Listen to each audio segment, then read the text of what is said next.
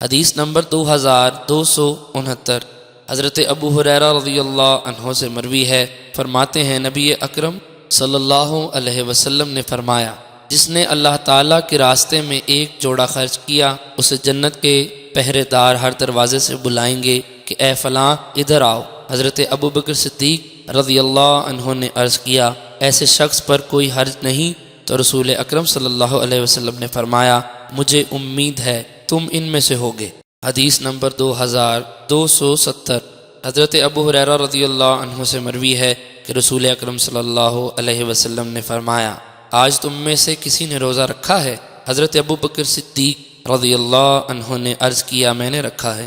آپ نے فرمایا، آج تم میں سے کون جنازے کے ساتھ گیا ہے؟ حضرت ابو بکر صدیق رضی اللہ عنہ نے عرض کیا، میں گیا ہوں۔ فرمایا، آج تم میں سے کسی نے کسی مسکین کو کھانا کھلایا ہے؟ حضرت ابو بکر صدیق رضی اللہ عنہ نے عرض کیا، میں نے۔ آپ نے فرمایا، آج تم میں سے کس نے بیمار کی عیادت کی ہے؟ پس ابو بکر صدیق رضی اللہ عنہ نے عرض کیا، میں نے۔ نبی اکرم صلی اللہ علیہ وسلم نے فرمایا، جس آدمی میں یہ تمام کام جمع ہو جائیں وہ ضرور جنت میں جائے گا۔